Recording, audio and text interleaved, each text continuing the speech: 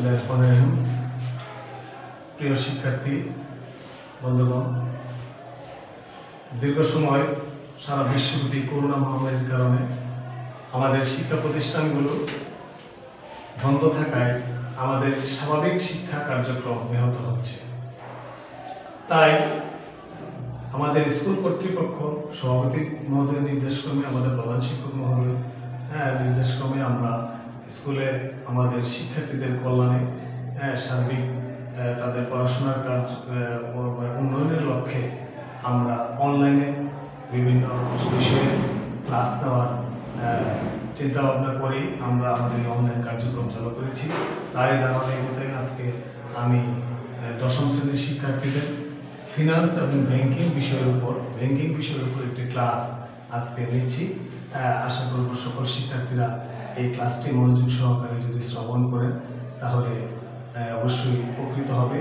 এই ক্লাসটি তোমরা খেয়াল করার পরেও যদি কোনো কিছু বুঝতে অসুবিধা হয়ে থাকে তাহলে তোমরা পরবর্তীতে স্কুল খোলার পরে সেখানে নোট আকারে তোমরা খাতায় লিখে রাখলে আমার কাছ থেকে তোমরা ক্লাসে আবার পুনরায় এই ব্যাপারে সহযোগিতা পাবে। পাশাপাশি আজকে আমি ক্লাসটি শুরু করছি।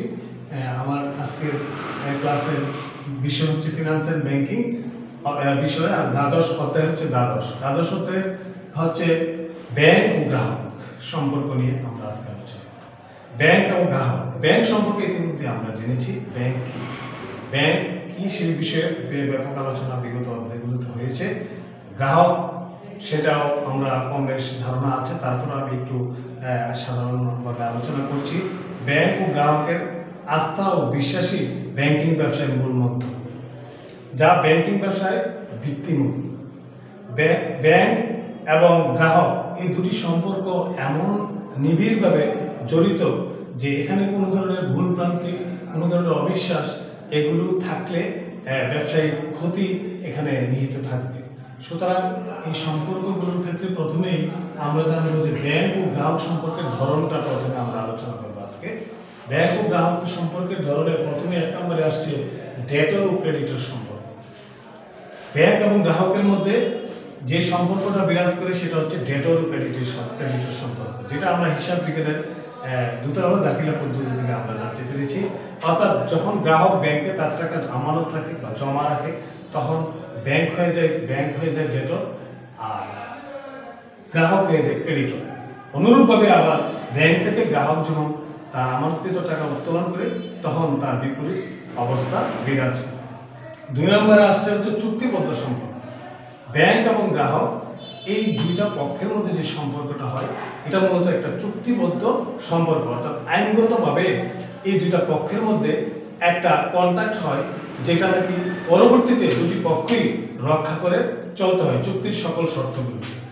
তিন নম্বর হচ্ছে ব্যাংক ও গ্রাহকের ওসি, অর্থাৎ ব্যাংক তার গ্রাহকের ওসি হিসাবে কাজ করে থাকে।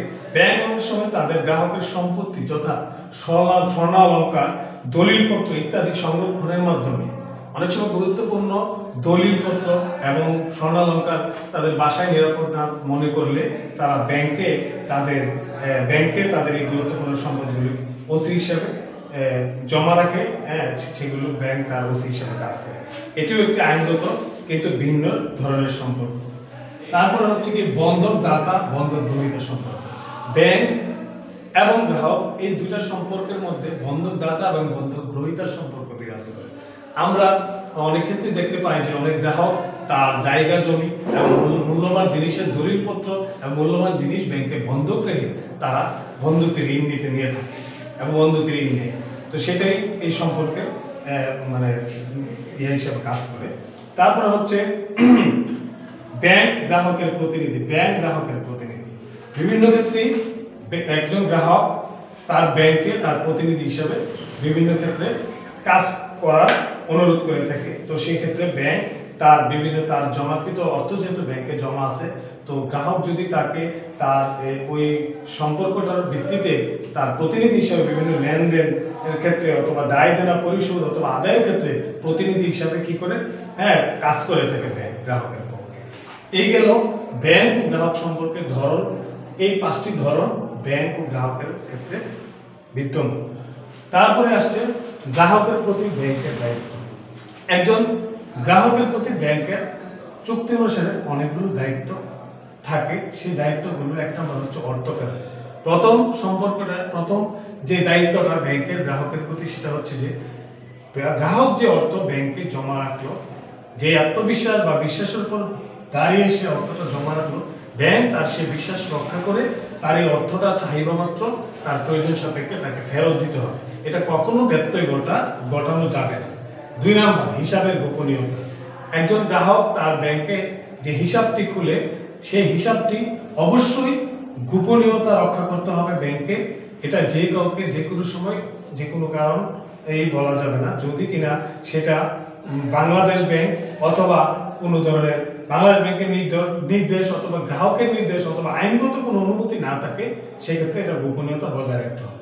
3 নম্বর দায়িত্বটি হচ্ছে আমানতকারী নির্দেশ পালন। অর্থাৎ যিনি ব্যাংকে বিভিন্ন হিসাবে সঞ্চয় হিসাব হোক, চলতি হিসাব বা স্থায়ী হিসাব বা বিভিন্ন ধরনের হিসাবে যদি কোনো গ্রাহক তার টাকা পয়সা আমানত রেখে থাকে, অবশ্যই সেই আমানতকারী যেই সময় যেটা বলবে আমানতের টাকার বিষয়ে নির্দেশ প্রদান করবে, সেই নির্দেশটা পালন করতে হবে। তারপরে হচ্ছে 4 নম্বরে হচ্ছে সুদের আদান প্রদান ও সেবার ফি। অর্থাৎ ব্যাংকে গ্রাহক টাকা জমা রাখলে একটা নির্দিষ্ট সময়ের পর পর সেই জমা টাকার জন্য তাকে সুদ প্রদান করতে হবে। অটোমেটিক্যালি তার হিসাবে সেই সুদটা জমা করে দিতে হবে। আবার অন্যদিকে যদি সুদ জমা করে দিতে হবে, অন্যদিকে হচ্ছে সুদের আদান। যদি গ্রাহক কোথাও ঋণ নিয়ে থাকে, কোন গ্রাহক যদি ব্যাংক থেকে ঋণ নেয়, সেক্ষেত্রে তার কাছ থেকেও কি সুদটা ধার্য করতে হবে। আবার ব্যাংক যদি কোনো প্রকার সেবা তাকে দিয়ে থাকে, তার কাছ থেকে সেই সেবাটা চার্জ অথবা ফিও কি করতে হবে, নির্দিষ্ট সময়তে সেটা ধার্য করতে হবে। এই 4টি দায়িত্ব ব্যাংক গ্রাহকের প্রতি পালন করে থাকে। এছাড়াও আরো যে বিষয়গুলো রয়েছে এই চ্যাপ্টার উপরিউক্ত আলোচনায় আমরা যেমনি করে গ্রাহকের প্রতি ব্যাংকের কর্তব্য ও দায়িত্ব নিয়ে আলোচনা করেছি এই পর্যায়ে, তেমনি ব্যাংকের প্রতিও কিন্তু গ্রাহকের অনেক প্রকার দায়িত্ব রয়েছে। সেই দায়িত্বগুলোর 1 নম্বর হচ্ছে সততা। ব্যাংকের প্রতি একজন গ্রাহকের 1 নম্বর দায়িত্ব হচ্ছে তাকে অবশ্যই সৎ পন্থা অবলম্বন করতে হবে এবং সর্বক্ষেত্রে লেনদেন সহ অর্থনৈতিক কার্যকলাপ সার্বিকভাবে সে সৎ এবং সততা বজায় রাখতে হবে। 2 নম্বর হচ্ছে কি ঋণ পরিশোধ। ব্যাংক তেমনি করে তার আমানত কখনই খেয়ানত করতে পারবে না, করবে না। তদ্রুপ ব্যাংক থেকে কোনো গ্রাহক যদি ঋণ নেয়, তার ঋণও সে সঠিক সময়ে পরিশোধ করতে হবে। কখনো সে যেন ঋণ খেলাপি না হয়, এদিকে তার যথেষ্ট খেয়াল রাখতে হবে। 3 নম্বর হচ্ছে সুদ আদায়। অবশ্যই ব্যাংকের কোনো প্রকার অর্থ যদি সে আমানত রাখে, বিভিন্ন হিসাবে যদি সে জমা রাখে, জমাকৃত টাকার বিপরীতে তাকে অবশ্যই সুদ আদায় করতে হবে বা সুদ পাবে সে। 4 নম্বর সঠিক নিয়ম কানুন মেনে চেক অঙ্কন করা। ব্যাংকের লেনদেনের ক্ষেত্রে বিভিন্ন প্রকার চেক আছে, যেমন হতে পারে সেটা ডাক কাটা চেক, হতে পারে সেটা বাহক চেক, তারপরে বিভিন্ন প্রকার চেক আছে। এই চেকগুলোকে যে বিধিবিধান বা নিয়ম কানুন মেনে তাকে কি করতে হবে, এবং হুকুম চেক আছে, এই সকল চেকগুলোকে তাকে কি করতে হবে, নিয়ম কানুন মেনে অঙ্কন করতে হবে। অর্থাৎ চেকে কোনো ধরনের নিয়মের বাইরে গিয়ে তাকে চেক লিখলে বা চেক অঙ্কন করলে ব্যাংক তার অর্থ পরিশোধ করতে বাধ্য থাকবে না। এই হচ্ছে ব্যাংকের প্রতি গ্রাহকের দায়িত্বগুলো। এই দায়িত্বগুলোকে ব্যাংকের অনুরূপভাবে গ্রাহককেও কি করতে হবে, পালন করতে হবে। তারপরে হচ্ছে গিয়ে সর্বশেষ যে আলোচনার বিষয় সেটা হচ্ছে ব্যাংক হিসাবে গোপনীয়তা এবং এই সংক্রান্ত তথ্য। এগুলোর মধ্যে 1 নম্বর হচ্ছে দেউলিয়া ঘোষণা। ব্যাংক হিসাবে ব্যাংক ও গ্রাহকের সম্পর্ক বিশ্বাসের। শুধু বিশ্বাস ভঙ্গ, নৈতিকতার বিপর্যয় ও আইনের পরিপন্থী কোনো কিছু করলে এই সম্পর্কের পরিসমাপ্তি ঘটবে। ব্যাংক এবং তার গ্রাহকের সম্পর্কের অবসান সম্ভাব্য আরো যে সকল কারণে হতে পারে সেগুলো হচ্ছে দেউলিয়া ঘোষণা। এটা কাইটা ফেলবো, এটা আবার নতুন করে দিতে হবে। ব্যাংক হিসাবের গোপনীয়তা এবং এই সংক্রান্ত তথ্য। ব্যাংক হিসাবের গোপনীয়তা এবং এই সংক্রান্ত তথ্য মূলত ব্যাংক গ্রাহকের সম্পর্কটা হচ্ছে বিশ্বাসের। কেউ যদি কোনো পক্ষ যদি বিশ্বাস ভঙ্গ করে তারপরে নৈতিকতার কোনো ধরনের বিপর্যয় ঘটে বা আইনের পরিপন্থী কোনো কাজ করলে কেবল এই সম্পর্কটা ভঙ্গ হতে পারে বা পরিসমাপ্তি করতে পারে। ব্যাংক ও গ্রাহকের এই যে সম্পর্কটা, এই ব্যাংক হিসাবে গোপনীয়তা এবং এই সংক্রান্ত তথ্যের কোনো ধরনের ব্যত্যয় ঘটার কারণে যে বিচ্ছিন্ন হবে, এছাড়াও আরো কতগুলো কারণে ব্যাংক এবং গ্রাহকের সম্পর্কটা কি হতে পারে, পরিসমাপ্তি ঘটতে পারে। এর মধ্যে এক নম্বর হচ্ছে দেউলিয়া ঘোষণা। যদি আদালত কোনো গ্রাহককে দেউলিয়া ঘোষণা করে তাহলে ব্যাংক তার হিসাবটা বন্ধ করে দিতে অথবা ব্যাংক গ্রাহকের সাথে সম্পর্কটা পরিসমাপ্তি ঘটাতে পারে, পরিসমাপ্তি ঘটাতে। তারপরে 2 নম্বরে হচ্ছে মক্কেলের মানসিক ভারসাম্য হারানো। কোন মক্কেল মানসিকভাবে সুস্থ থাকা অবস্থায় ব্যাংকে যে হিসাবটি খুলেছে তার পরবর্তীতে কোনো সময় যদি দেখা যায় যে ওই গ্রাহকের মানসিক যে ভারসাম্য সেটা হারিয়ে ফেলছে, সেই ক্ষেত্রে তার সাথে সম্পর্ক পরিসমাপ্তি করতে পারে। 3 নম্বর কারণ হচ্ছে গার্নিশি অর্ডার জারি হয়। যদি কোনো গ্রাহকের উপর আদালত কর্তৃক গার্নিশি অর্ডার জারি হয়, সেই ক্ষেত্রেও কি ব্যাংক এবং গ্রাহকের সম্পর্ক ইতি ঘটতে পারে। তারপর হচ্ছে ব্যাংকের নিজস্ব সিদ্ধান্ত।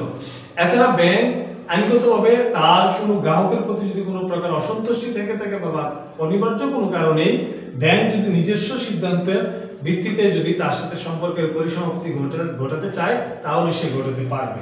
তারপর হচ্ছে মক্কেলের নিজস্ব সিদ্ধান্ত। মক্কেল অনুরূপভাবে ব্যাংক যেমন তার নিজস্ব সিদ্ধান্তের ভিত্তিতে গ্রাহকের সাথে সম্পর্কের ইতি টানতে পারে, অনুরূপভাবে গ্রাহক যদি চায় তার নিজস্ব সিদ্ধান্তের ভিত্তিতে ব্যাংকের সাথে সম্পর্কের ইতি টানতে পারে কোনো কারণ ছাড়াই। 6 নম্বর হচ্ছে যুদ্ধ। যদি যুদ্ধজনিত কারণে শত্রুতা তৈরি হয়, যেমন আমাদের বাংলাদেশ এবং পাকিস্তান, তখন ছিল পূর্ব পাকিস্তান, পশ্চিম পাকিস্তান, তখন যুদ্ধের কারণে দুটি দেশ আলাদা হয়ে গেছে।